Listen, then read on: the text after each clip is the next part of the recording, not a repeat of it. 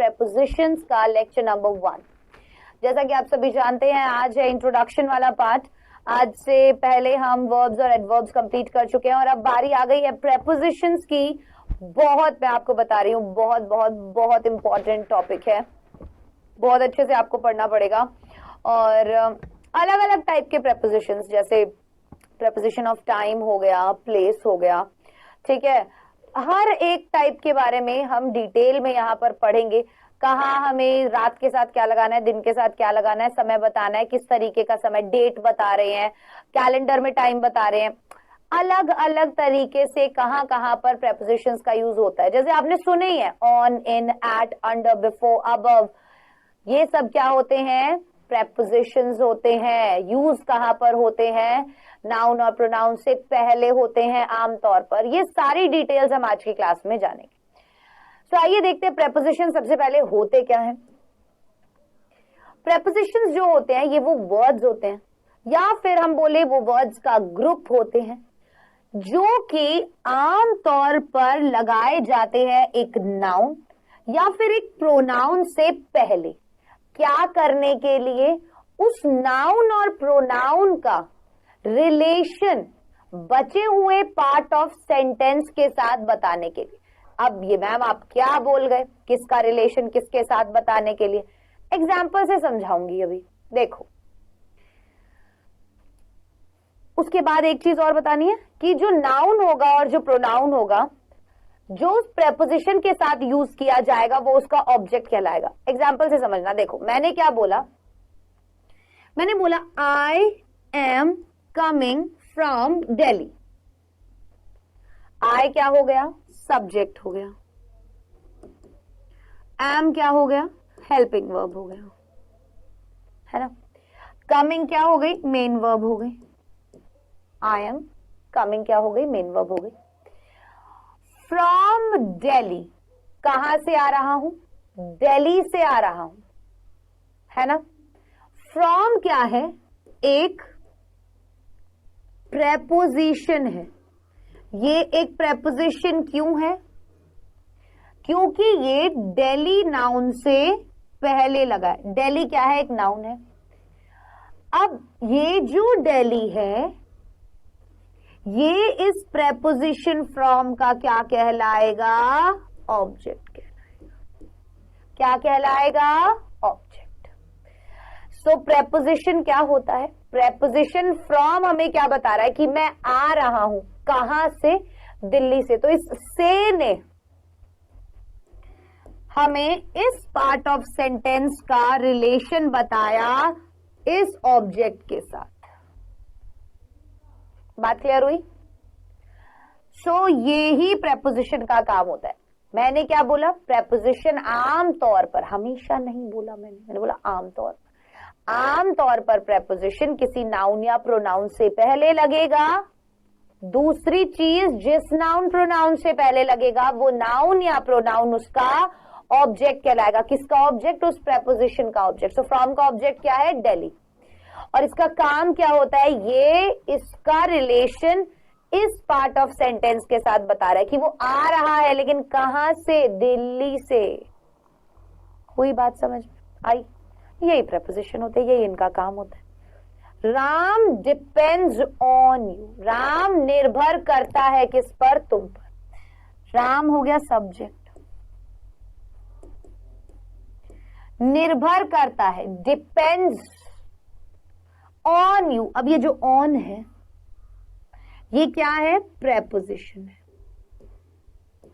क्यों है ये प्रेपोजिशन? क्योंकि ये प्रोनाउन यू से पहले लगा हुआ है और ये हमें रिलेशन बता रहा है यू का इस पार्ट ऑफ सेंटेंस पे। ये नाम निर्भर करता है। किस पर निर्भर करता है? ऑन यू, तुम पर। तो ये यू यहां पर क्या है? ऑन का ऑब्जेक्ट है, और ये यहां पर यू का संबंध इस पार्ट ऑफ सेंटेंस से बता रहा है, वाक्य के इस भाग से बता रहा है। यही क्या कहलाते हैं? प्रेपोजिशन कहलाते हैं। समझ में आया प्रेपोजिशन क्या होते हैं? चलो, ये बात क्लियर हुई, बढ़ते हैं आगे।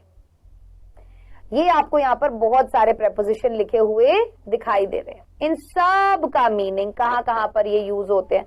अब कई वर्ड्स ना आप सोचोगे मैम ये तो कंजंक्शन में भी था, ये एडवर्ब्स में भी था, ये अब प्रेपोजिशंस में भी है। बेटा सेंटेंस में जिस तरीके से इनका इस्तेमाल हो रहा है वो ही क्या कहलाता है, उसी के अकॉर्डिंग इनका नाम बदलता हुआ चला जाता है, और तो कुछ नहीं है। ठीक है, जैसे via, above, under, beneath, below, down, between, among, amongst, after, by, with, at, through, beyond, from, of, since, for, in, into, before, और भी बहुत सारे हैं जिनका इस्तेमाल भी हम सीखेंगे। पूरा डिटेल में हम प्रेपोजिशन टॉपिक को जो है वो कवर करेंगे, तो बिल्कुल भी टेंशन नहीं लेनी, आराम आराम से सारी चीजें जानेंगे। लेकिन इसके नोट्स जरूर बनाना। हमने जो दिए हैं वो तो दिए ही हैं, लेकिन आपकी तरफ से जब मैं क्लास में पढ़ा रही हूं जो भी इंपॉर्टेंट डिटेल्स मैं समझा रही हूं उनको नोट जरूर करना। ठीक है, चलो सबसे पहले बारी आती है समय के लिए कौन से प्रेपोजिशन यूज होते हैं। खास तौर पर समय के लिए preposition since, from, for, in, at, on और टिल का यूज किया जाता है। समय के लिए कौन कौन से प्रेपोजिशंस दिखेंगे आपको? Since, from, for, in, at, on और टिल। ये प्रेपोजिशन आमतौर पर समय के लिए यूज किए जाते हैं। अब देखेंगे हम सिंस प्रेपोजिशन का यूज। सबसे पहले शुरुआत कर रहे हैं हम सिंस प्रेपोजिशन से। आपको पता है जब हमें पॉइंट ऑफ टाइम बताना हो, पॉइंट ऑफ टाइम कैसे, जैसे हम बोले 2 बजे से, 3 बजे से, 4 बजे से, लेकिन लेकिन लेकिन लेकिन केवल कब? ये केवल परफेक्ट टेंस में यूज होगा। PER, ये केवल परफेक्ट टेंस में यूज होगा। क्या? पॉइंट ऑफ टाइम बताएंगे, जैसे 2 बजे से, लेकिन से आना चाहिए। 3 बजे से पढ़ रहा है, 4 बजे से पढ़ रहा है, 5 बजे से पढ़ रहा है, 3 साल से पढ़ रहा है, 2 साल से रह रहा है, 2 साल, लेकिन 2 साल से यहां पर नहीं होगा। ठीक है, क्यों? क्योंकि ये 2 साल कौन से हैं ये हमें नहीं पता। अगर ये बोलते हैं कि 2020 से, जनवरी से, मॉर्निंग से, ये पॉइंट ऑफ टाइम है, वहां पर हम सिंस का यूज करते हैं। जैसे मैं यहां 6 बजे से, I have been here since 6 o'clock। सो ध्यान रखना परफेक्ट टेंस के अंदर ही सिंस का यूज होगा अगर टेंसेस पढ़े हैं तो। सिंस का यूज पॉइंट ऑफ टाइम बताने के लिए, लेकिन केवल परफेक्ट टेंस के अंदर। जब से वह आया है उसने कुछ नहीं खाया, सो जब से वह आया है, जहां पर भी आ जाए ना से, 2 बजे से, 10 बजे से, 1920 से, जनवरी से, मंडे से, वहां पर हम क्या करेंगे? क्योंकि वो परफेक्ट टेंस होता है और परफेक्ट टेंस में हम सिंस का यूज करते हैं पॉइंट ऑफ टाइम बताने के लिए। ड्यूरेशन नहीं बतानी हमें, पॉइंट बताना है। He has done nothing since he arrived. अब यहां पर सिंस क्यों यूज किया? क्योंकि उसने बोला कि निश्चित समय कौन सा था? कि जब से वो आया, तो उसके जो आने का समय था वो निश्चित था कि जब से वो आया है भाई उसी समय से उसने कुछ भी नहीं किया। He has done nothing since he arrived. जब से वो आया उसने कुछ भी नहीं किया। फ्रॉम जो है ये भी पॉइंट ऑफ टाइम बताने के लिए ही यूज होता है, लेकिन हम इसका यूज सभी टेंसेस में कर सकते हैं। जैसे सिंस का यूज हम केवल परफेक्ट टेंस में कर सकते थे, लेकिन फ्रॉम का यूज हम सभी टेंसेस में कर सकते हैं। फ्रॉम का यूज हम हर एक टेंस में कर सकते हैं। जैसे मैंने 1 जुलाई से काम शुरू किया, I commenced work from 1 July. Commenced मतलब शुरुआत करना, स्टार्टेड, एक वर्ड भी मिल गया आपको, ये लिख लीजिएगा, ठीक है, शुरुआत, शुरू करना। मैंने अपना काम कब से शुरू किया? फ्रॉम 1 जुलाई। तो ये भी हमने यूज किया पॉइंट ऑफ टाइम बताने के लिए, लेकिन सभी टेंसेस में। समझना, वह कल से ऑफिस ज्वाइन करेगा, he will join office from tomorrow, make it from, he will join office from tomorrow.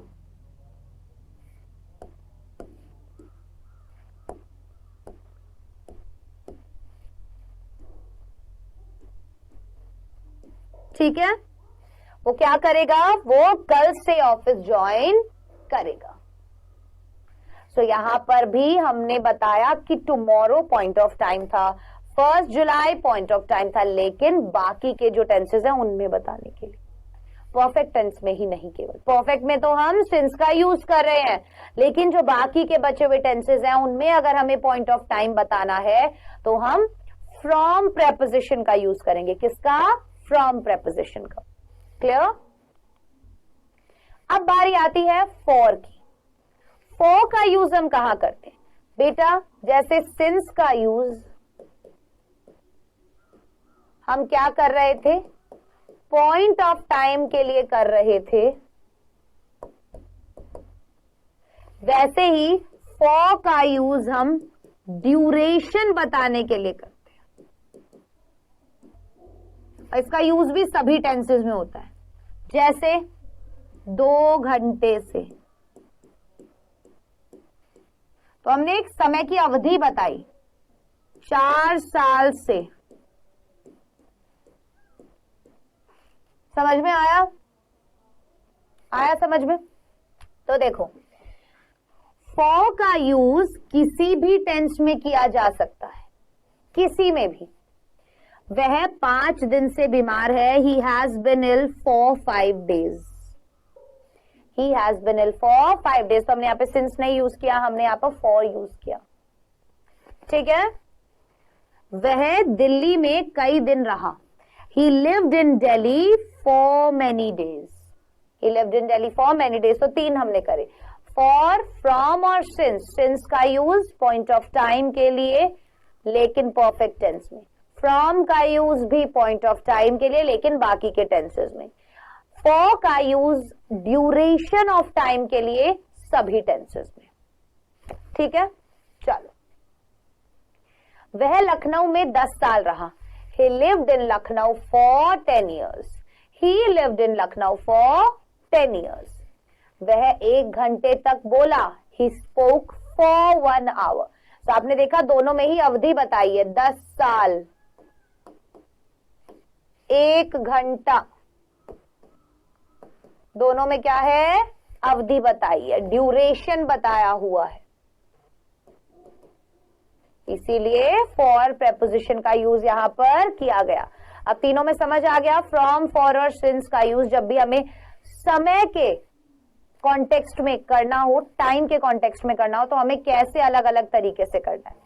हो गई ये बात क्लियर? बढ़ते हैं आगे। एट का यूज कहां किया जाता है?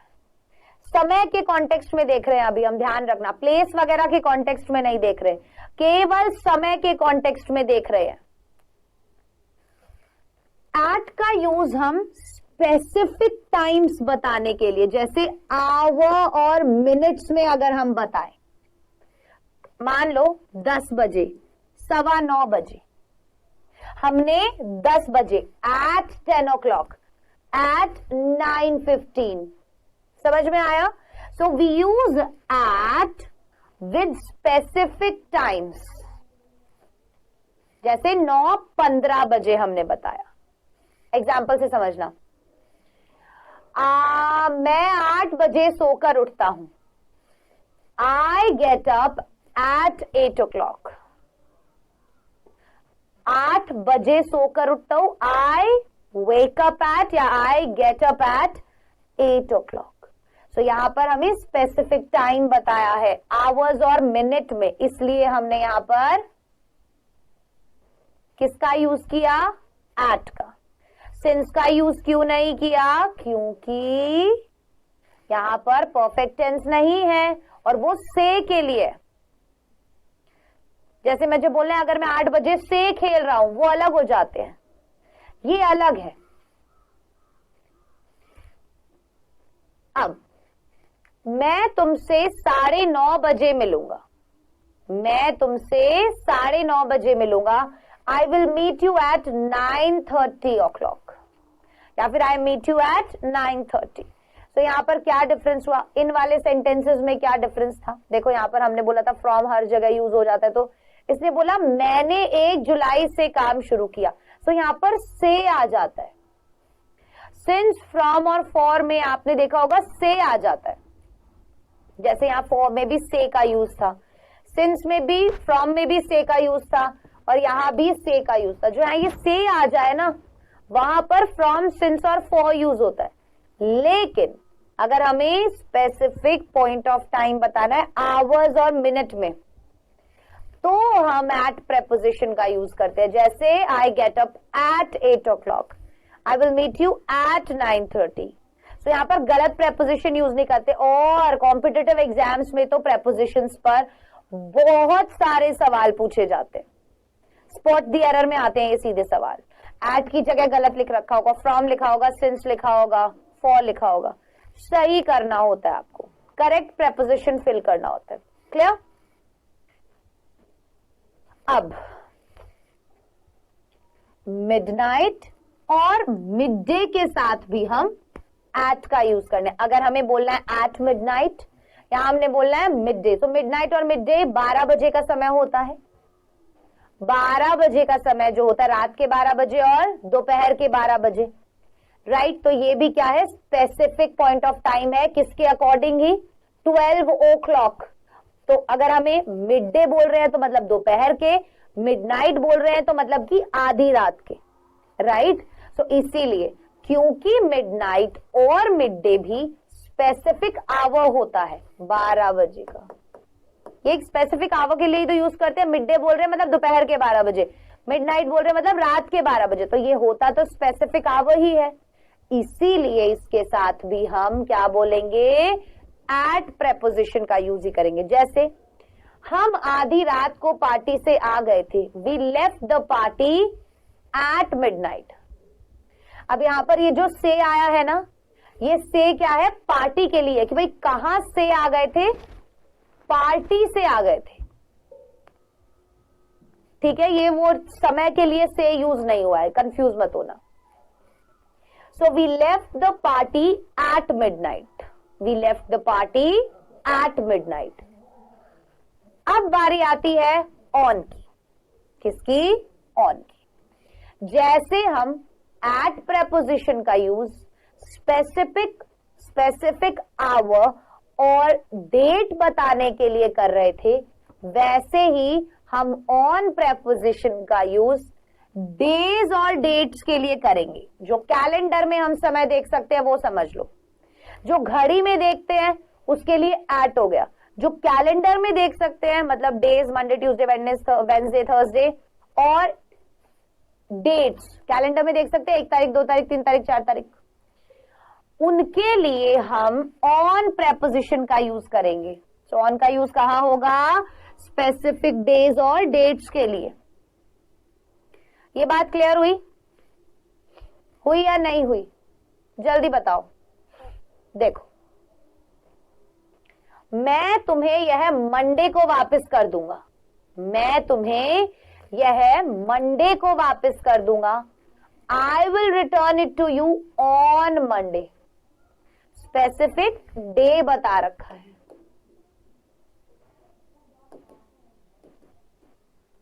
कि भाई कौन से दिन? मंडे के दिन। हमें हर महीने की 10 तारीख को सैलरी मिलती है। We get salary on the 10th of every month. On the 10th, 10th क्या है? Specific date.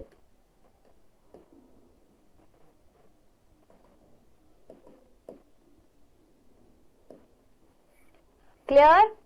वह रविवार को मेरे पास आया था। He came to me on Sunday. Again specific day,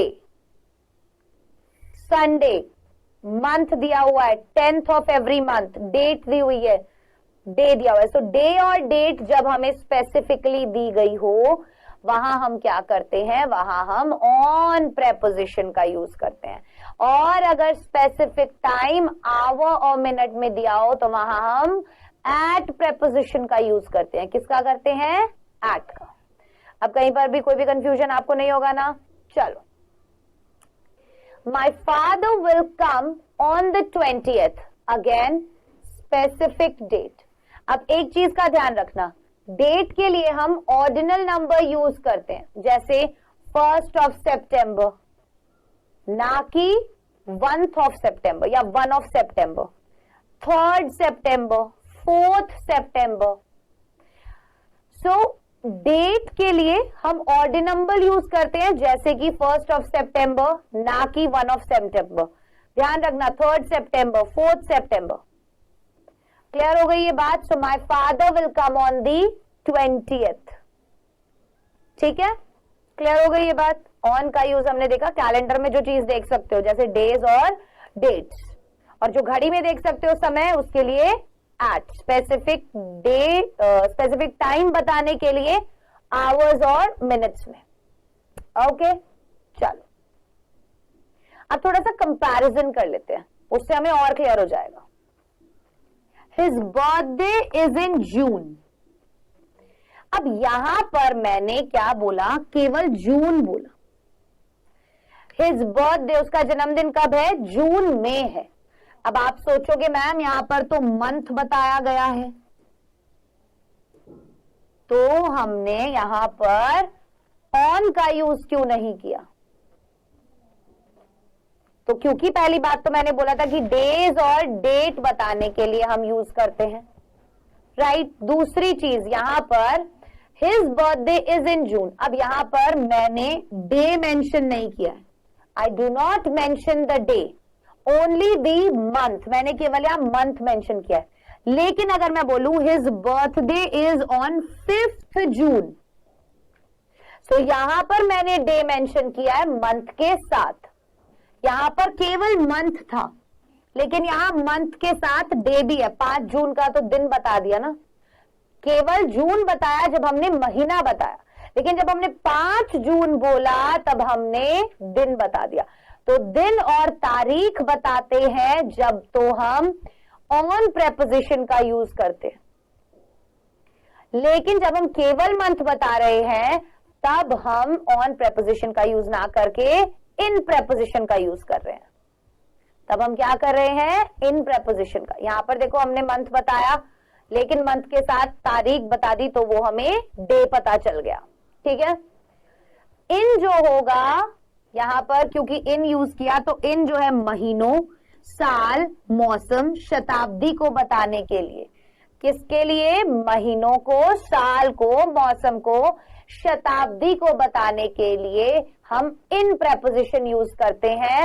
और इन का प्रयोग निश्चित समय के लिए, इनका प्रयोग जो होगा बेटा वो किस चीज के लिए किया जाएगा? निश्चित समय में किसी काम को खत्म भी करते हैं। अगर हम किसी भी काम को निश्चित समय में खत्म करते हैं तो भी, एग्जाम्पल से समझना, मेरा बर्थडे जून में है, यहां पर हमने महीना बताया, तो इसीलिए हमने इन प्रेपोजिशन लगाया, है ना? जैसे इस सेंटेंस में हमने इन प्रेपोजिशन का प्रयोग किया है, ऑन का नहीं। हमने ऑन का यूज क्यों नहीं किया? क्योंकि यहां डे और डेट नहीं था, क्योंकि हमने डेट मेंशन नहीं की है। अगर हम डेट भी मेंशन करते तो हम इनकी जगह ऑन प्रेपोजिशन का यूज करते।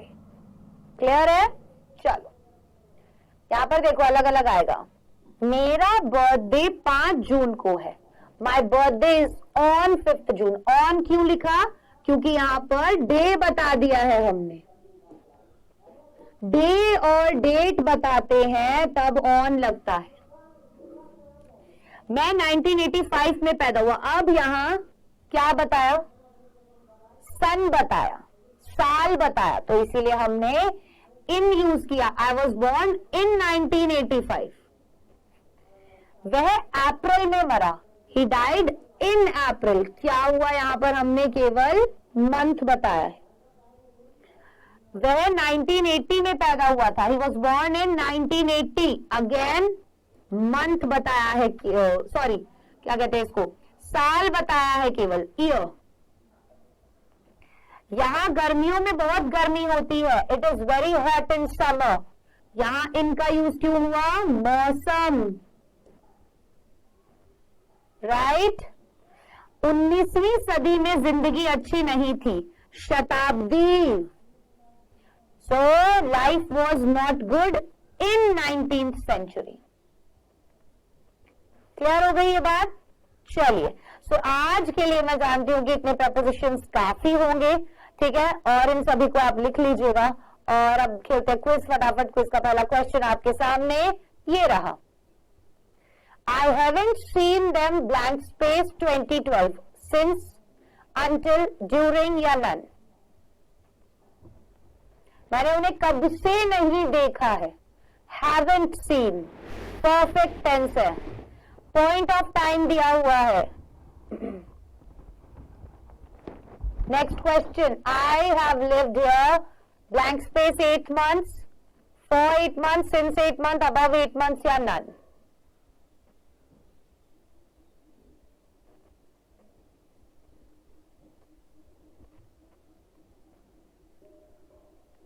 चलिए, सो क्वेश्चन नंबर 1 का जवाब, I haven't seen him, seen them, since क्यों लिखेंगे, पॉइंट ऑफ टाइम है और परफेक्ट टेंस है, इसलिए। I have lived here for 8 months, क्यों, क्योंकि ड्यूरेशन ऑफ टाइम है, इसलिए। क्या है, ड्यूरेशन ऑफ टाइम है, इसलिए। सो आज की क्लास में हमने प्रेपोजिशन ऑफ टाइम पढ़ा, जिसमें हमने